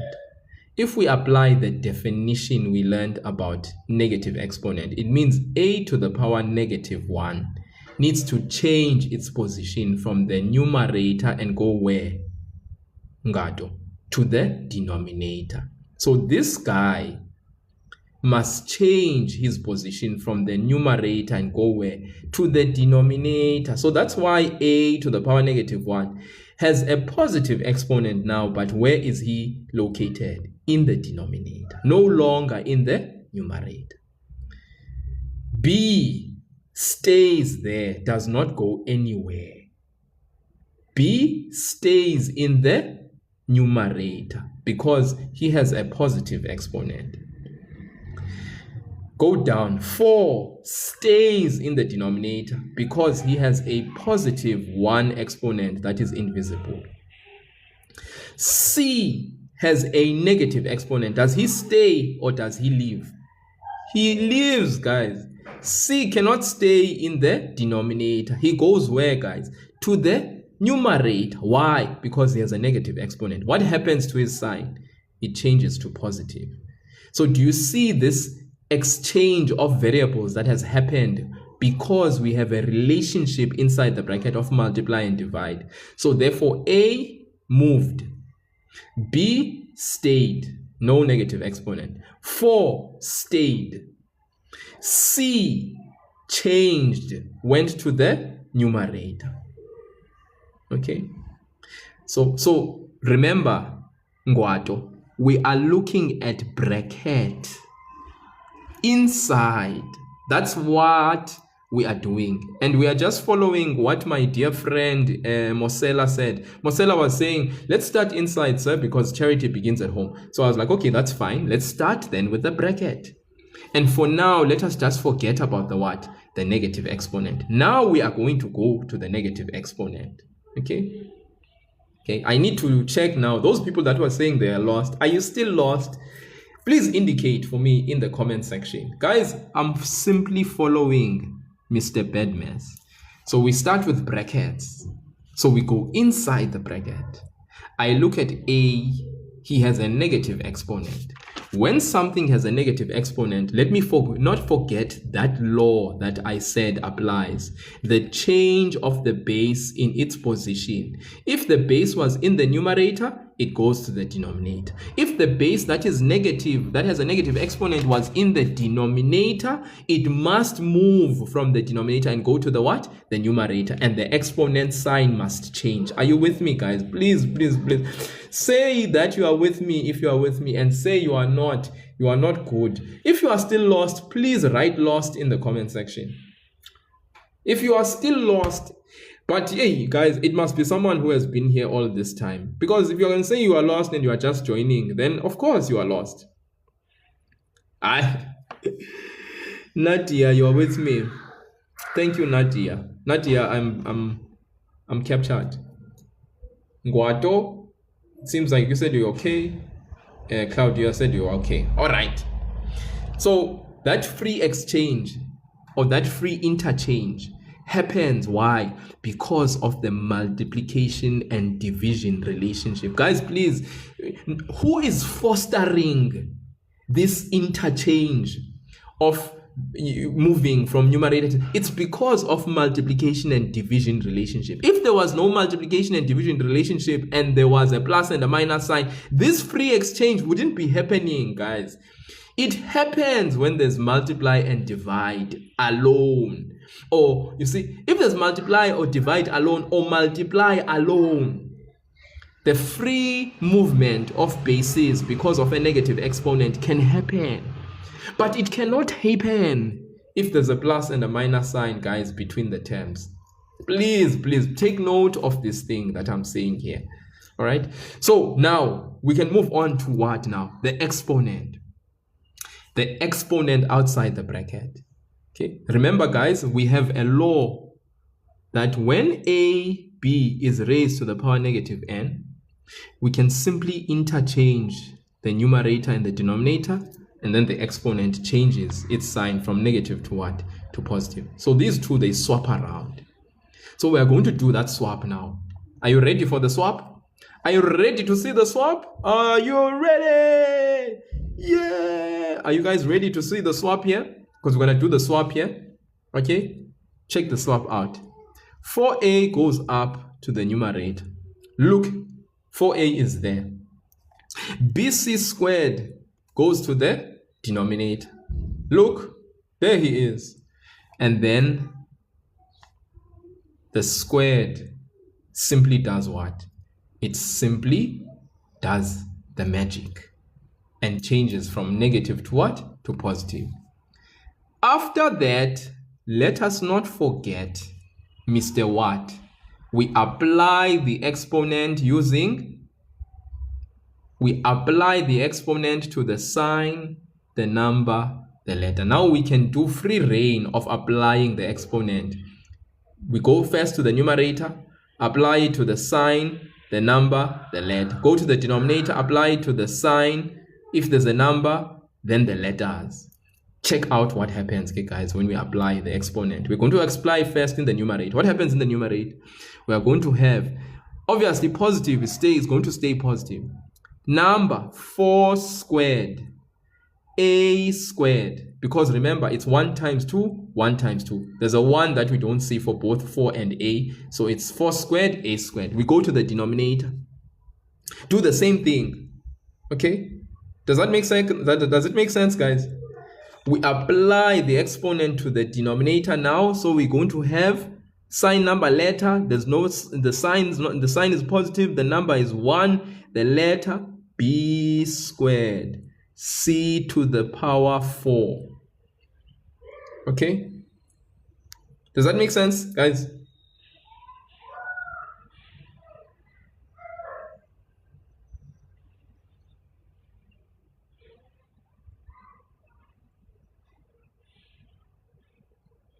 Okay, and then finally, what is 4 squared? 16a squared over b squared c to the power 4. We are done. We are D-O-N-E.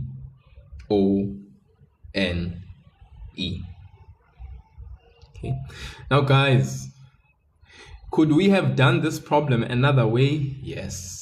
The answer is yes. There's many ways we could have done this problem. Some of you could have decided to take the -2 and just distribute it as it is immediately. All right.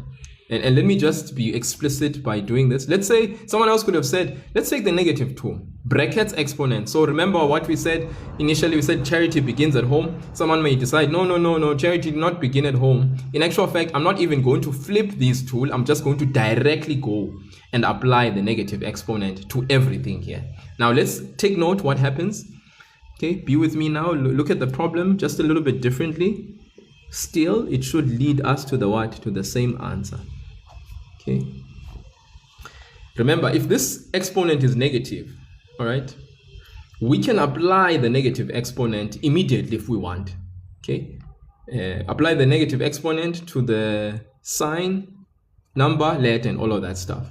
But maybe for some people it'll be like us running into a bit of problems there, because so some people may insist that no, say let's first change the exponent, let it be positive first. So let's do this. We swap around 4c to the power -2, a to the power -1b squared, and then our negative exponent changes to positive. Then we go ahead and we apply the what? We apply the things, right? So let us apply the things. 4 squared c to the power -4 over a to the power -2 b to the power 4.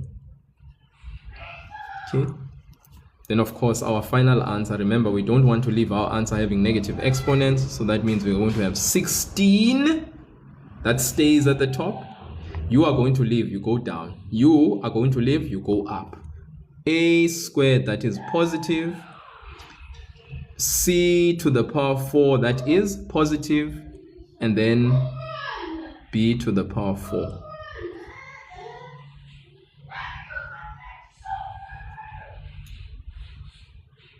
Okay, what did I do here? That was gonna be you done. Okay, that's fine. I'm just trying to check. There's a minute problem. What did I do here? A to the power -1. Oh, I added a b squared. That does not belong there. I was wondering what was happening here. B squared, that does not belong. I was like, what? Yeah. Okay, it's supposed to be b squared. Yeah. I basically changed things up a little bit here. Yeah, the b here is b to the power 1. All right, sorry, I changed it up completely. All right, but do you see, fundamentally we get to the same answer. So I think it's important for us to definitely know this law. Okay, please, let's definitely know this law. All right, that we can simply swap around the numerator and the denominator and then change the negative exponent to positive. Okay. Oh, okay, no, that's fine. Then I'm glad you, so you are clear then, Tloche, because yeah, that would be a dangerous thing there. All right, so yes, for this one, yeah. Okay, hope that's clear now. Clear. Okay. Yeah, guys, we are moving. I know for a fact that I'm probably frustrating some grade 11s here, because some grade 11s are like, can't we just get to the fun stuff? Guys, the fun stuff comes, but me and basics, me and basics are friends. I will never forget what one of my learners said. The one of my learners at school that actually got 100% in mathematics in grade 11, and for 3 consecutive terms, literally 100, he was jumping between 199 for 3 consecutive terms. One of the things he said in grade 11, I remember in term 3, asking him to kind of stand up in front of the class and share how does he get like consistently good marks all the time. And he mentioned that basics are everything. And my one other learner that is from an adjacent school from where I'm at, a learner that got 100% at the end of the year for his grade 12, he also mentioned the same thing. He was like, basics. It's like, guys, basics are everything. If you if the basics are solid, you can get these things, guys. You can get the marks. You can get 100% in maths. Is not a it's not something that's unreachable. It's definitely attainable, right?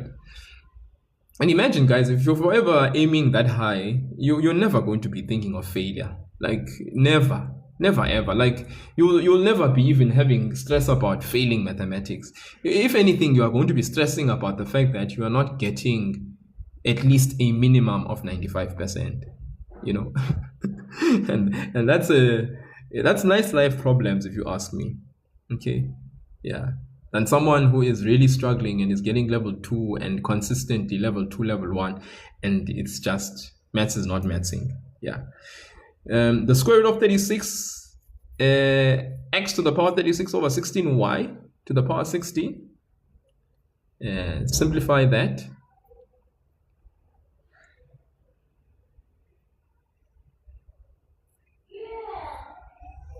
Okay, so I'm sure this is not a problem that is foreign to us.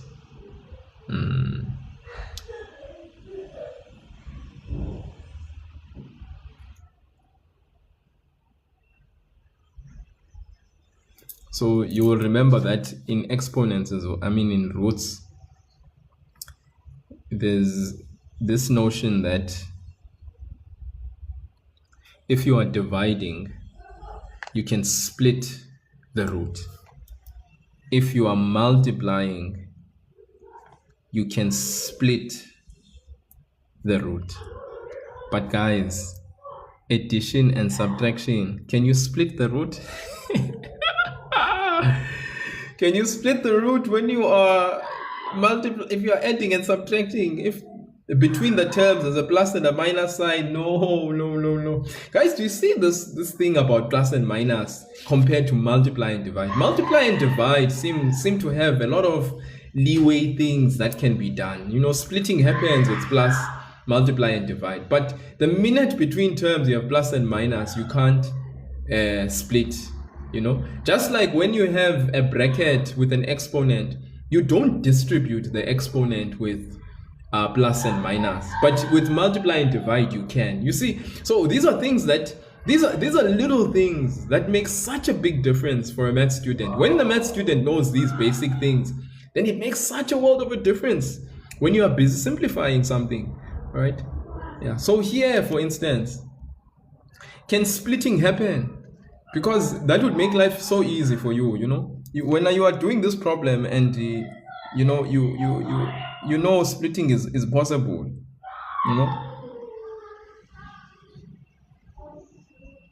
So this makes life very easy. So now you are wanting the square root of 36. The relationship between 36 and x is one of multiplication. So you see, you can split it, but you can also split it with the coefficient with the variable. All right, literally, because now you're going to want the square root of 36 and then the square root of x to the power 36. Same thing in the denominator. I want the square root of 16 and the square root of y to the power 16. Okay, so hopefully we understand what that actually leads us to. What's the square root of 36? We know it's 6. The square root of 16 is 4. This can be further simplified because 6 divided by 4 can be simplified even further, which is beautiful. We can do that later. X to the power 36. Remember guys, when we remove the square root, since it's a square root, we can say 36 divided by 2. Remember, square root means there's a 2 here. Okay, then same thing in the denominator, y to the power 16 over 2. So when we simplify, that's 3 over 2, x to the power, what's 36 divided by 2? 18. Y to the power, what's 16 divided by 2? It's 8. And that's it. Okay, makes life very easy. Makes life very beautiful. Remember, the simplification for 6 and 4 comes about because we understand that the highest common factor between 6 and 4 is 2. 2 goes into 6 3 times. 2 goes into 4 2 times.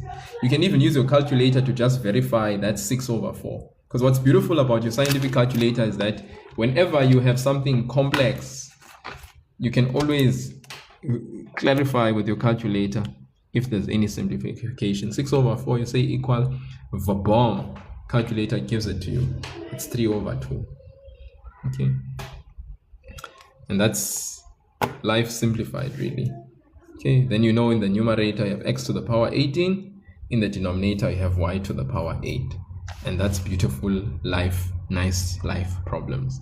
Okay, so with this one, because of these two, these are important guys, all right, but we know that we cannot split with addition and subtraction. So I write this symbol there. With plus and minus we cannot split, but with division and multiplication, so I'm just gonna write this addition or subtraction, no split, we cannot, but with multiplication and division definitely.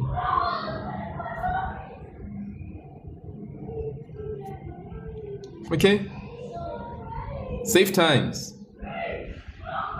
Are you sure about the answer on exponents? Z, which one my beloved? Hey, you see now Z is making me question myself, doubt myself. Which one, dear?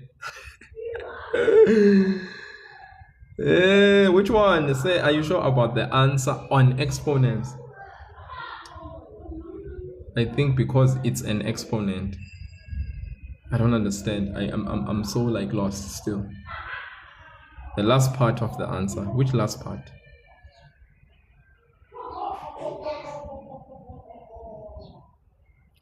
You mean this part? 3x to the power 18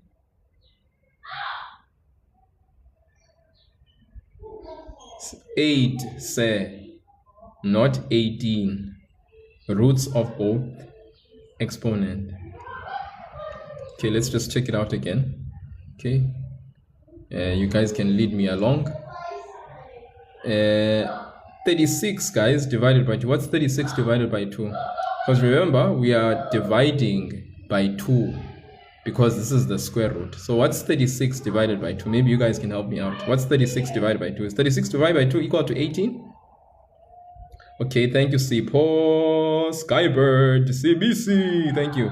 And then what is 16 divided by 2? Because we take this exponent, we divide it by 2, guys. So what's 16 divided by 2? Is it 8? Because if it is, then yes. Right? And the square root of 36 is 4. The square root of 16 is 4. Is that correct as well? Oh, enjoy the beach, Zainab. All right. So you see, we simplify 6 over 4. It's 3 over 2. Yeah. So I think why isn't x equal to 6? What x? What are you guys talking about? The coefficient of 36, square root of 36 is 6, guys. Isn't 6 times 6 equal to 36? Or am I mistaken? Then the square root of 16 is 4. 4 times 4 is 16. 16 divided by 2 is 8, guys. And then 36 divided by 2 is 18. You simplify 6 over 4. 6 divided by 4, guys, is actually equal to 3 over 2 when you simplify it. Okay, so the final answer is simplified. All right, because we can't leave the answer unsimplified. If we leave the answer at this stage, then it's incorrect. Tiana, I love you too. Love you so much. Please don't block Tiana. I think Tiana has just lost her way during the holiday. It's fine. It is holiday. That good. Yes. We mean exponents. We're not saying square root of exponents as well. Like I said, dear Z. Okay? Yes. Remember, if I was saying the square root of the exponent, no. We are dividing.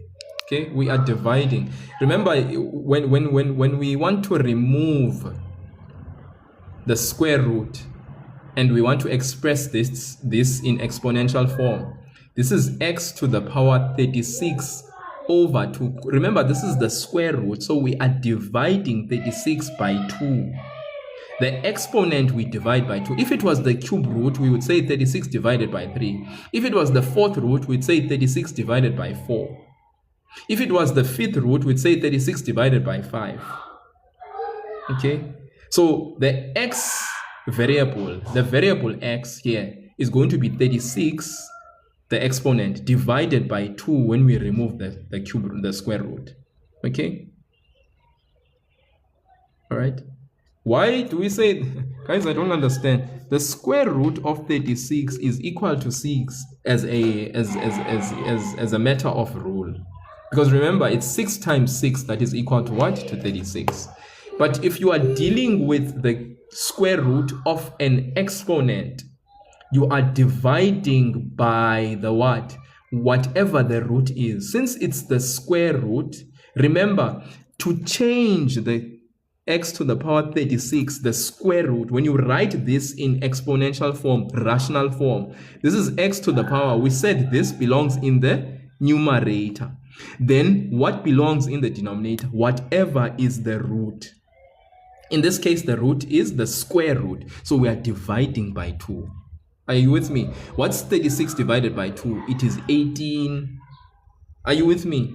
If we had the cube root, for instance, of x to the power 36, then we would actually say x to the power 36 divided by 3. Are you with me now? Are you guys following me? Why are we doing this? Because we are taking it from the conversion of root to rational form. Okay?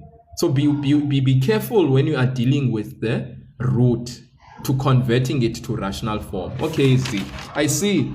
Oh, Z, in your head, you were thinking the square root of 36, the exponent should also be 6. Oh, and then you were thinking the square root of 16 should also be 8. 16 should also be 4. Oh, I get you now. I get you. So so it was a misconception. When you were thinking you do the same thing you would do to the numerical value inside a root. No. I hope you now understand, Z. What we do here is we change the root form to rational form. How? Whatever the root is, that's what we divide the numerator, or we divide the exponent by in the denominator.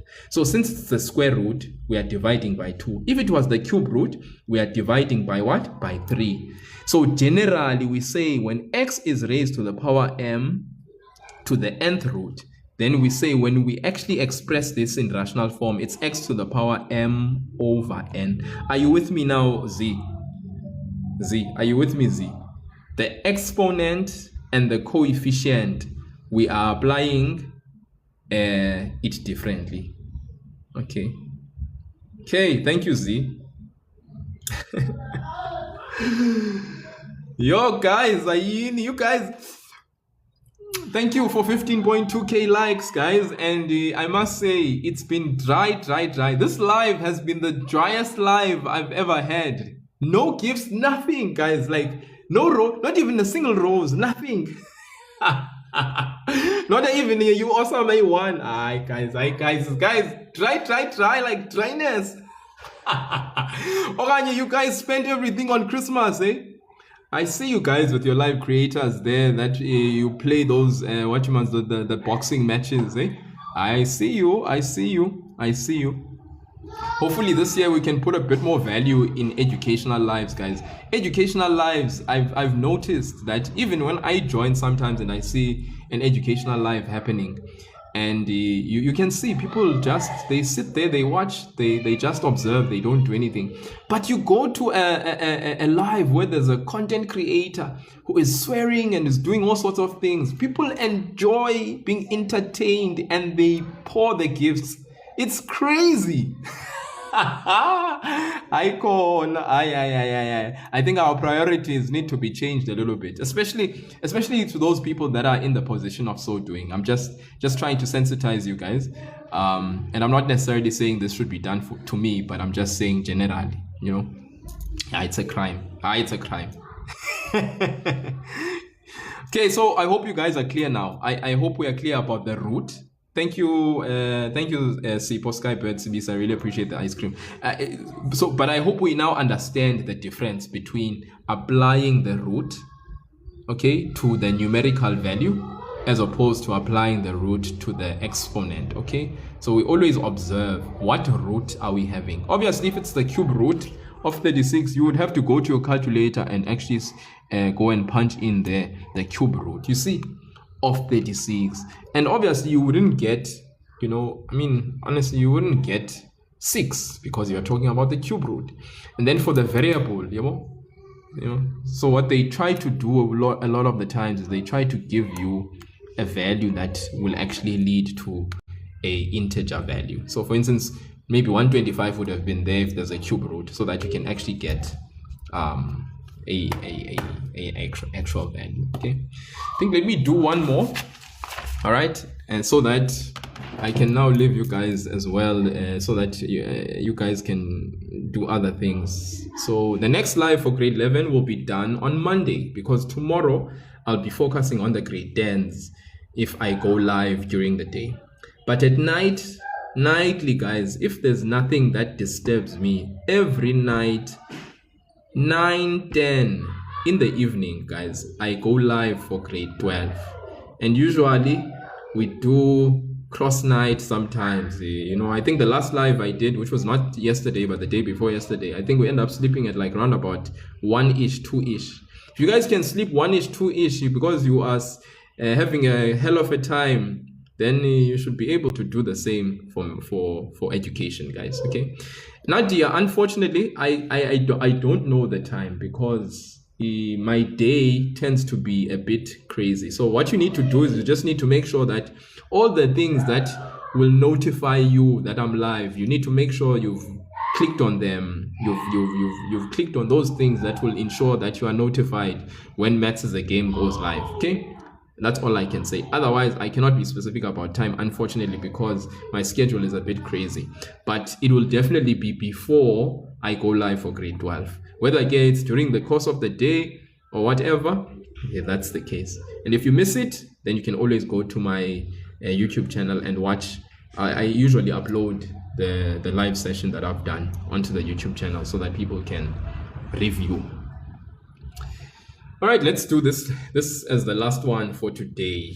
All right, yeah, and I'm hoping you guys can sense that next time we'll definitely be going deeper. All right, because this was me just trying to get through some grade 8, grade 9 exponents and get the concept solid in our heads, so that by the time I jump into grade 11, you guys can see, oh, okay, oh, Suka say, oh, okay. And then when I introduce new things, you guys can be like, oh, okay, Suka, easy stuff. Dude, like, really now, Yeah. Here we are, 27 over 8 raised to the power 1 over 3. Okay.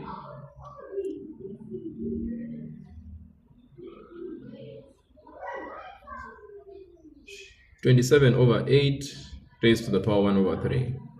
So 27 over 8 raised to the power 1 over 3. Okay, so you can see, guys, once again, we have a situation where we have a number, and these both are composite bases. Composite bases. So what do we do to composite bases? We are going to convert them from composite to prime. All right, and this idea of converting composite bases to prime bases is very important. If you don't know it off by heart, your calculator is very helpful. You press 27, you press equal, you press shift, then you press fact.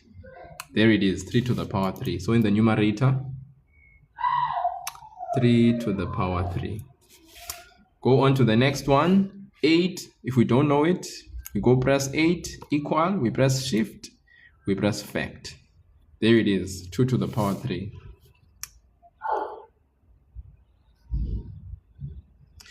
That's all raised to the power 1 over 3. Okay. Yeah, so we've just dealt with the bracket because we are like brackets. Anything we can do, yes. Bracket, we can definitely take the route of actually making sure we change our composite numbers to prime. Okay. And then after that, exponent. The exponent can be applied both to the numerator and the denominator. And when we do, what happens? 3 to the power 3 times 1 over 3. The exponent can be applied because the relationship is division. So it can be applied. We can apply that x outside exponent.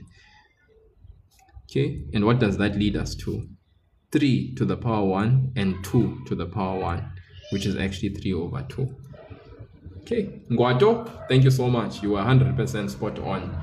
My man. Right. Okay. Good people. It was great. I think let me do this. Let me leave these 9, 10, 11, 12, 13, 14, 15. That is basically what I want to start off with in the next live session I have with you guys. Because we are wanting now to go a bit deeper into our exponential expressions in simplifying them. Okay, so I'm going to leave this here. 5 seconds. 5, 4, 3, 2, 1. Thank you so much. I'm sorry if you didn't get it, you didn't get it. It is what it is. And lots of love to you guys. Thank you so much for joining the live. I really appreciated those who actually stayed through from the beginning till the end.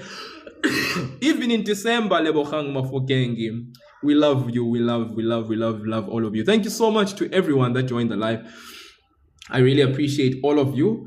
To my amazing gifters, Uzi, thank you so much, Z. Really appreciate you. Sipo Skybird, thank you so much for the you awesome, for the ice cream, really appreciate it.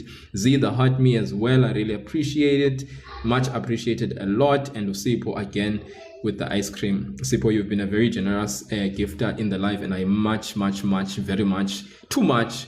Second match, 3 match, 5 match, 10 match, 11 match, 137, 142 people live.